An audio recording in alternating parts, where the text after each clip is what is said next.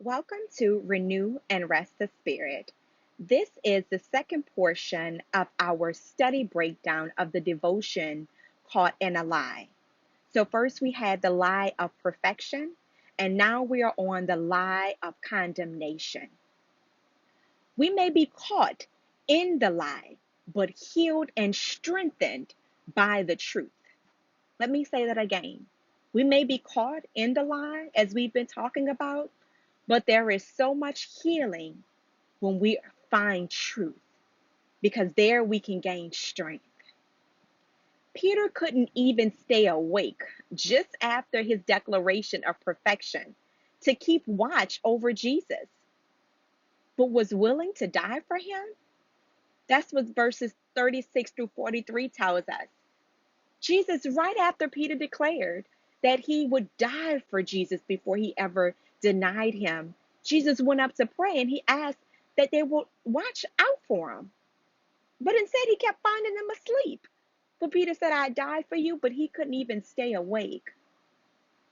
Yet, Peter was too willing to do what he wanted to do versus what Jesus actually wanted him to do.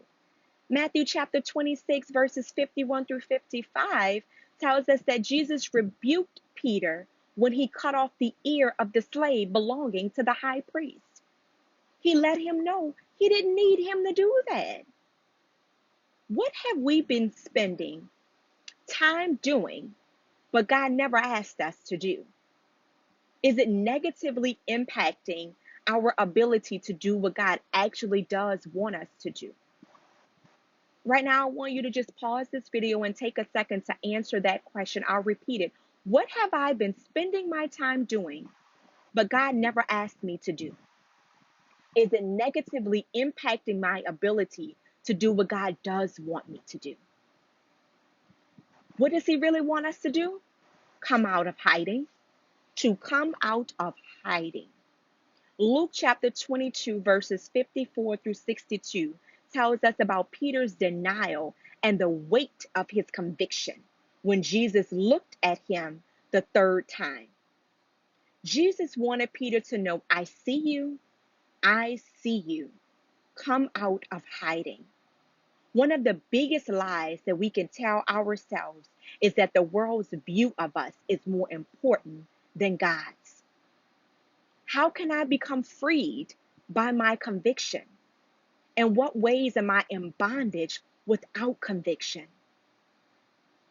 One of the things that God showed me years ago was that without Him, I didn't like who I was. The reason why I am so devoted to studying my word and to learning more about God, to desperately cling to God, is because I am beckoning for God to do like a shapeshifter and come and completely take over me. Because I look different when I look at myself through His eyes instead of my own. And I never want to go back to who I was before giving Him access to completely change my heart and completely change my life. Before God, I was insecure, I was depressed, I was anxious. But with God, man, He has done some miraculous things with and through me that still take my breath away. And I step back and I say, God, I never want to go back to being the girl without you. I never want to go back to that. And it allowed me to see that the world can think what they want of me, but as long as I make my Heavenly Father smile, I am all right. I am better than okay. I am healed. It is actually through the work of God that healed me the most. I tell my Christian therapy clients that, yeah, I can teach you to manage, but man, God can do the healing. And so I ask that you would just allow God to heal you through conviction. Ask yourself, how can I be freed by my conviction? And in what ways am I in bondage without conviction? Because there is freedom in conviction.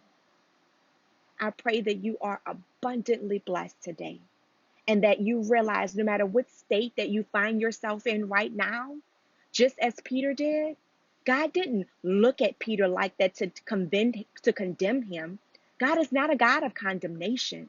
He is a God of redemption. He looked at Peter like that so that Peter may come out of hiding and that God may completely shape and reform him into a vessel that could actually be used. And I pray that God would do that for everyone under the sound of my voice that opens themselves up to real conviction.